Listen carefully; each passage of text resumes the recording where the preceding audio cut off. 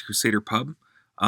Today's going to be our last of the Prophet of Zod question trilogy. He had 7 questions for Christians, 5 questions for apologists, and now 6 questions about biblical apologetics.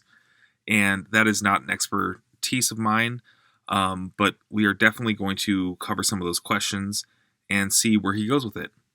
Now, before getting to the official list, there's one overarching question that's worth planting in the mind of a Christian whenever these points come up. And that is there any other area of your life in which this kind of argument or historical fact would convince you of the miraculous?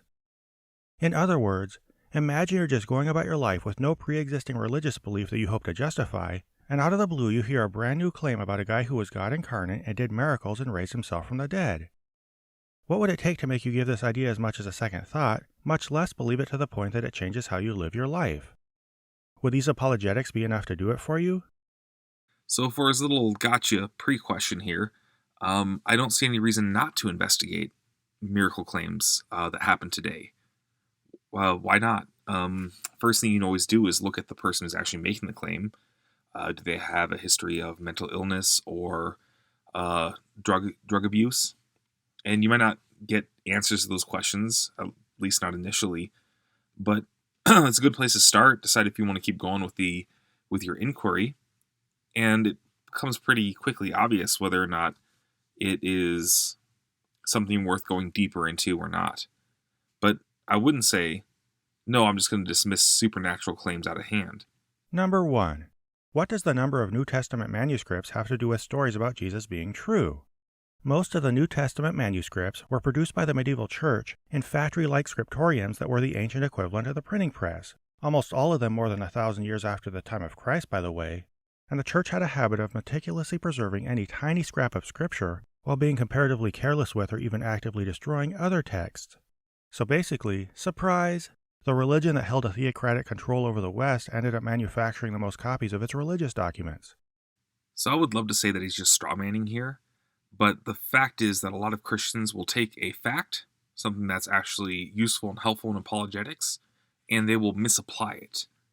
So the number of manuscripts isn't going to show us that Jesus actually existed, or that he performed these miracles, or that he rose again from the dead. The more attestation that we would have, the better that would look.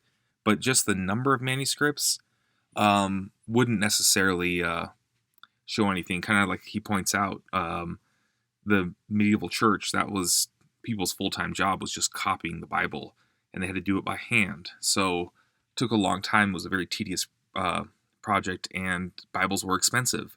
So this was something people did full-time.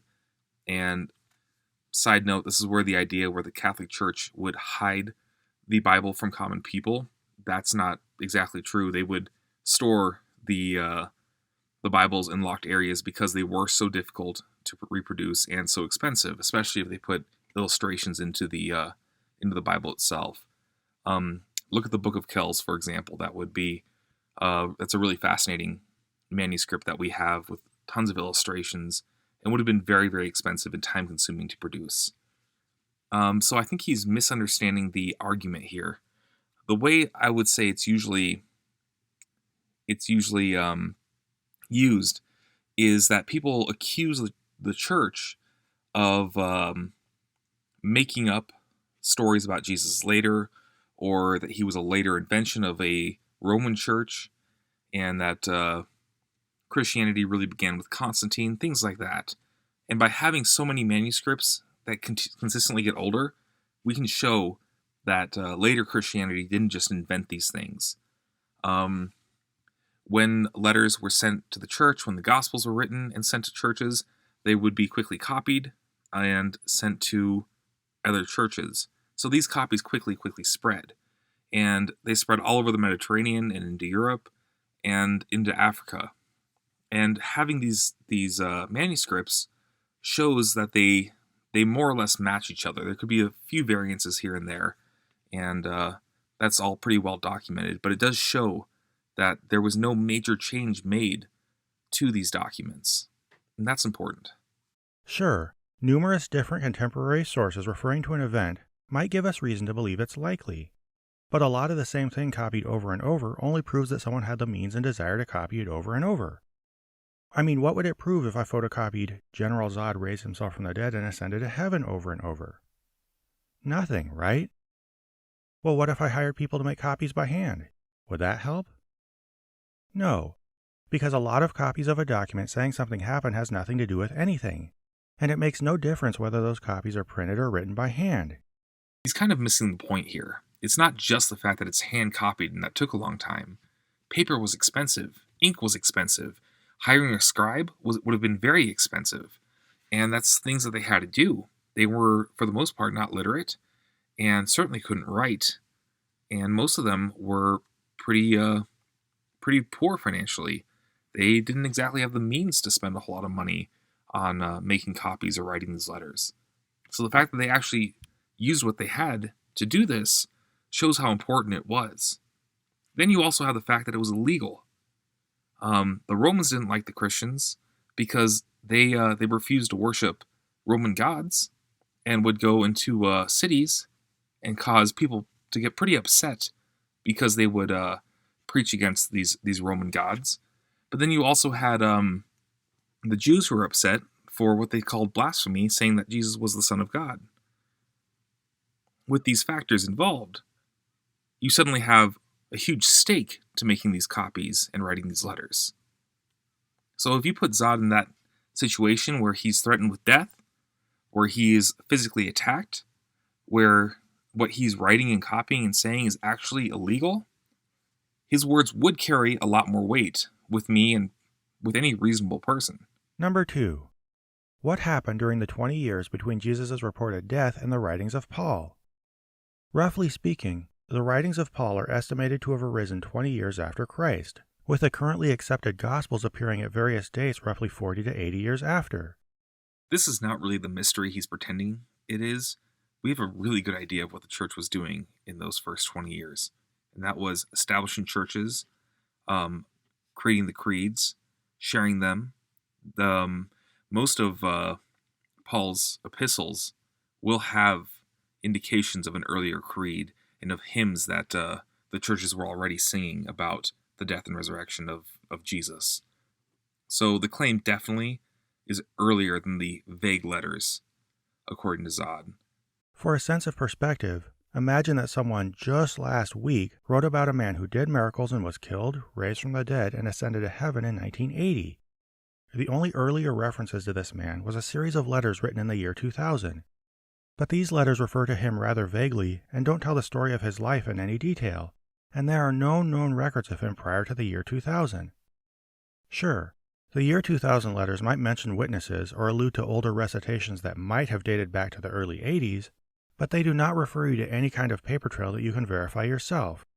So as far as we know, these documents are the first writings about this person's life. Thus you might ask a Christian, what would you think of these writings? Would the fact that they arose only 20 to 40 years after the claimed events be impressive to you? Well, we don't just have some vague letters 20 years after the event. What we actually have is the formulation of creeds that existed much, much earlier, and the preaching of Jesus began immediately after his death and resurrection. Hence the formulation of the creeds and the formation of churches that Paul eventually writes to. He writes to all these churches all over Asia Minor and Europe, and he wouldn't have these churches to write to if they weren't already spreading the message. And the basic message is in Paul's letters. But what Paul's assuming in his letters is that his audience already knows the gospel. So he doesn't need to rehash the story in his letters. They already know it. He's trying to correct some errors that they have made along the way. There's also the issue of technology. If someone in 1980 who had access to tape recorders and early computers didn't write anything down, didn't record anything, at the very least had access to typewriters and easy access to lots of pencils and paper, why didn't they write anything down? Why didn't they say anything sooner? But back then they didn't have that technology. But we can look at the internal evidence and the external evidence of what they did have. They had churches. They had churches that all were reciting the same creeds and singing the same hymns. And he ignores this. Why? Because it's not convenient. He was a Christian educator. He knows better than that. But his audience Certainly doesn't. Number 3. What do non-Christian authors like Josephus and Tacitus say about the life of Jesus? When do they say it, and where do they say they actually got the information? When I was in Campus Crusade in college, practically every speaker who addressed apologetics would talk about how the existence of Jesus was confirmed by extra-biblical historians. They would often describe in vague but sweeping terms how methodical, trustworthy, and mainstream these historians were, implying that the fact that they made reference to Jesus, despite not even being Christian, was a slam dunk for his historicity. But you know what was barely brought up at all? What these authors actually wrote and the circumstances under which they wrote it. Yet we were all too happy to hear vague statements that historians were talking about Jesus, possibly seeing an uncontextualized quote flash across a screen. And apologists like to gloss over the details because once you look at them, you realize there's practically nothing there. So personally, I'm not really familiar with Tacitus. And for the sake of this video, I didn't go looking for any quotes that he may have offered just because that would essentially amount to quote mining. And that's not doing research. That's not having knowledge on a subject. That is literally just using Google to find a quote that you think is going to help you. I hate it when atheists do it, and I hate it when Christians do it, so I'm not going to do that.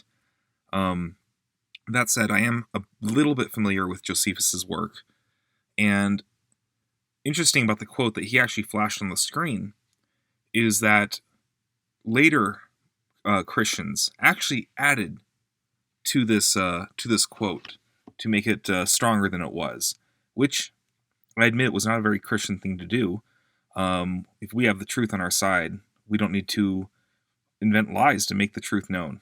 And so I'm not a big fan of using secular historians to begin with. I think the Gospels absolutely count as reliable historical documents, and that what they say about Jesus can be taken for truth. And if it wasn't for the fact that there was miracle claims in there, the atheists would take them as historical documents. But because there are claims of miracles happening, they reject them outright.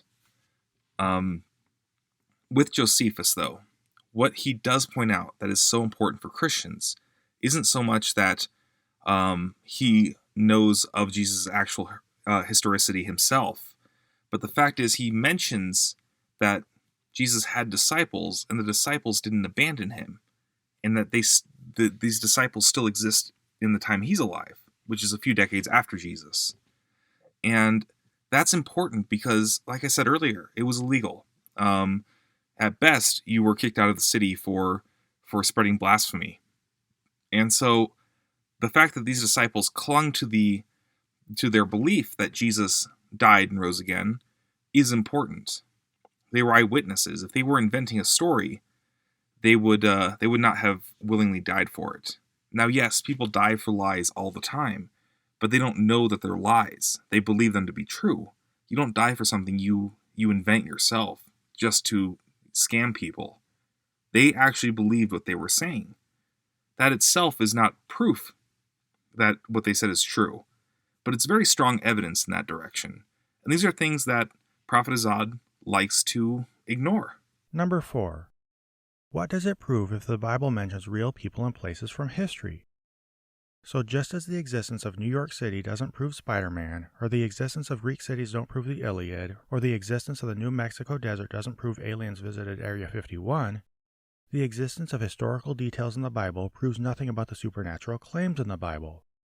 This actually goes back to a point that we made earlier about the church. A lot of people want to accuse Christians of being a later invention, and that they wrote their Gospels and they wrote the letters from Paul at a later date, and that the Gnostics were the original Christians who were driven out by what we consider orthodox today. And knowing the grammar and the language and the vocab that was used in the Gospels and the letters of Paul, the fact that they get names and places and days correct, that all speaks to the fact that they were written in the first century. And the Gnostic Gospels tend to sound like they were written 200-300 years later. They match that style of writing. They match that language, because languages do evolve. We see that with the English language over the last 200 years. If you went back to 1776, you would hear a very different English than what you hear today. And those things point to an inauthentic texts. Those were later forgeries. And that's not what we have with the Orthodox texts. And that's why it's important. So the Prophet of Zod does take real arguments that Christians make, but then he misapplies them to make a point that we're not actually trying to use them for. And that is classic straw manning. Again, he should really know better. And I think he does. But again, his audience probably doesn't know this stuff. And they really think that they can pull a fast one by asking questions like this. What does it matter if the Bible gets things right? Well, it tells us that the books come from when we say they come from. Number 5. What do you think when you find supernatural tales in ancient texts other than the Bible? Many apologists accuse skeptics of approaching the Bible with an anti-supernatural bias. The idea is that there are two views of the world, one being atheistic or naturalistic and the other being theistic or supernatural. So when skeptics reject biblical accounts because they have miracles or gods or whatever, they're essentially creating a circular argument. In fact, I dare say practically everybody, Christian or not, judges ancient accounts based on how well they fit our understanding of the natural. For example, most people find it reasonably likely that the character Gilgamesh who appears on the Sumerian king list ruled Uruk sometime during Sumeria's early dynastic period.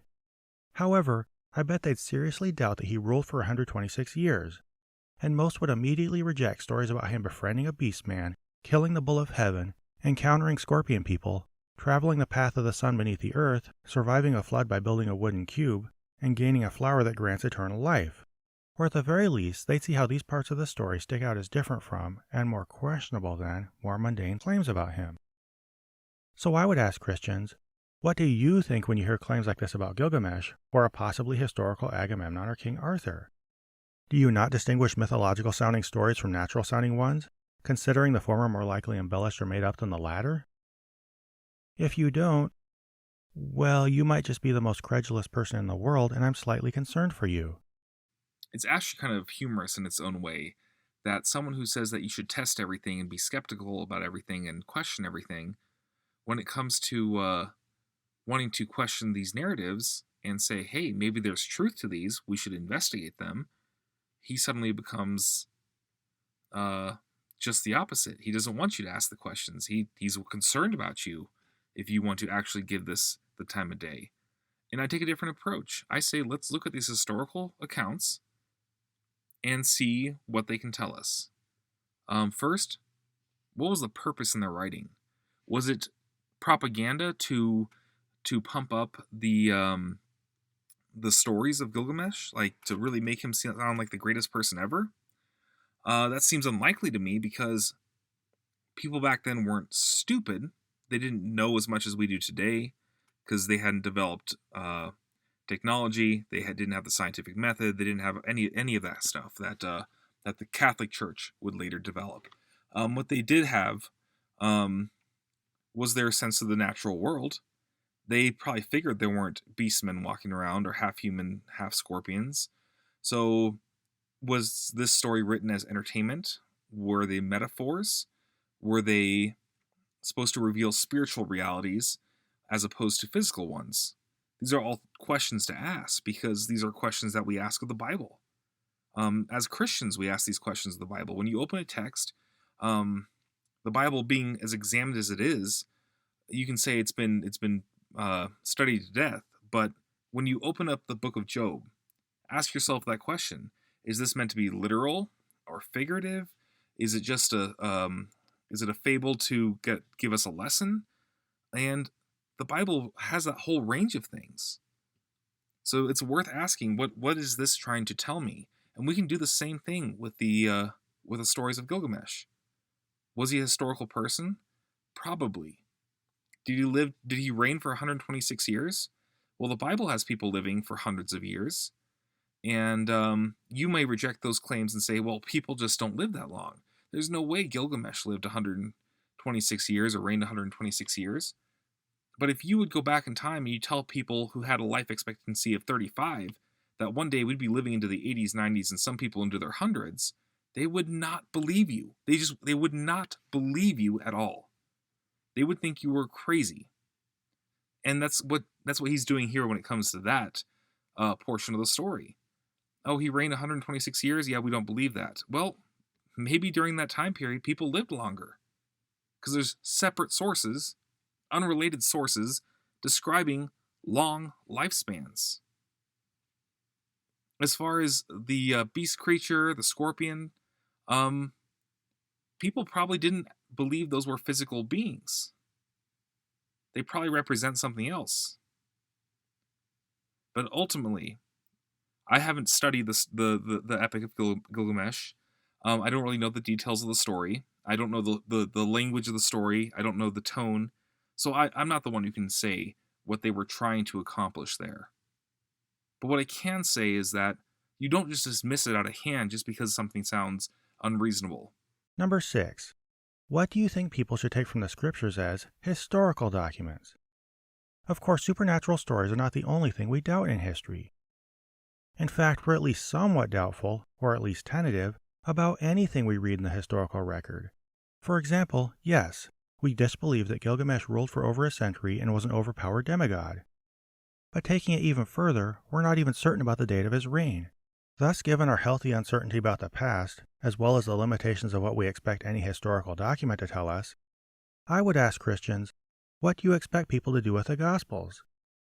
Do you expect us to conclude that we know Jesus spoke certain precise words? That he performed very specific deeds at specific times, including supernatural miracles? Here he is really, really overplaying the skepticism thing. Historians are not that skeptical in their approaches. They are skeptical enough to do good research and to question narratives, but they're not so skeptical that they don't think anything ever happens in history. Obviously, events happen and they're recorded, and you can say with great confidence that those events actually did happen. When it comes to specific words of Jesus, most all Christian scholars I know of will say that those are paraphrases. Maybe there's a few direct quotes in there, but they're most likely paraphrases of what Jesus said. I mean, if he spends days in the mountains preaching, but you can read through the Sermon on the Mount in 20 minutes, no, he didn't preach a 20-minute sermon over and over and over and over again for days. He probably said a lot more, and this was the Spark Note version that was written down. Um, Jesus did a lot of stuff. Just following him around for 3 years, there's a lot of stuff that's in there. That didn't make it into the records or the reports. So what we do have is probably um, condensed accounts of what actually occurred. Um, some of the events are specific enough that you can say that event probably occurred pretty much as it's reported, but it kind of misses the point of what the Gospels actually are. They're to tell us the life, death, and resurrection of Jesus. It's not to be a full blown biography of the man. It's just enough to get us the information that we are supposed to have, that we need to have. Should we be expected to think that New Testament texts conveyed his temperament so accurately that we should know exactly what kind of person he was? Well, based on the text, we can say Jesus was a great person. He was a perfect person. But we can't get a sense of what his human temperament was. That's why you can have depictions of Jesus sitting on his throne, smiting sinners, and you can also have hippie Jesus holding lambs and hugging children. And the people who come up with these images are both reading the same Bible. So what they're doing is they're probably taking extremes on different things that we see in the Bible to come up with these extreme images. But no, the Bible doesn't give us that much information about Jesus as an individual, and it doesn't really have to. I'm not sure what his point is here. That we can be confident they aren't tainted with significant bias, despite the fact that they were all written by members of the same religious sect and portray Jesus in glowing terms? And so confident that we should arrange our lives around what the documents say Jesus said? Yes, they were all part of the same illegal religious sect. Illegal needs to be emphasized because, again, they could die for what they were saying, which in itself lends credibility to what they were saying. That aside, just because they are all part of the same religious group doesn't mean they didn't see what they saw. If a group of bird watchers from the same bird watching society report that they all saw a pterodactyl, Even if it was really hard to believe, and maybe they didn't even see a pterodactyl, you can't just dismiss it because they're all part of the same group and might have the same agenda when they go out. The fact is, you'd have to investigate the pterodactyl claim on its own, and it's completely separate from whether or not they belong to the same group or had an agenda. If they saw it, they saw it. If they didn't see it, they didn't see it. And that's something that you can go out and check. You can gather evidence for, and you can say the the evidence needs to be on their shoulders. Well, if people are threatening to kill them because they claim they saw a pterodactyl and they were sticking by the story, it does give some weight to what they're saying. The demands of fundamentalist Christianity far overreach any kind of reasonable historical conclusions about him, which makes it all about just taking it on faith anyway, which is fine if that's what Christians want to do, so why don't they just skip the apologetics and admit it? Well, I think I showed in just a few short minutes, and not very academically, why he so greatly overstates his case, how he so greatly overstates his case, and that Christians can indeed have great confidence in what they have in front of them. I felt pretty good answering those 6 questions. I thought they were going to be a bit more difficult when I first went over them, but they're really shallow, and a lot of them are just simply misleading. Either a Christian has misapplied them, and that leads to a misunderstanding of what's being argued in the first place, or he's being intentionally disingenuous. And as a former Christian educator, I think that perhaps that might actually be the case. At this point, I'm going to wrap things up. If you liked the video, give me a thumbs up. If you didn't, give me the thumbs down. Just let me know in the comments why. And if you want to see more of these videos, please hit the subscribe button. I will be doing a little better with the lighting. I'm in my closet right now because I'm doing an audiobook for Audible, and that requires a lot of soundproofing that I couldn't do in my normal room. So I'm in my well-padded closet, and hence the sheet behind me. And I'm also going to figure out the lighting situation. I'm going to look at some software for vocals, because I think I sound not so great, especially when I'm side by side with these other high quality videos. And I think that comes down to software, because I have a really excellent Yeti microphone. Yeah, if there's anything else, just let me know in the comments, and I would appreciate it. Thanks.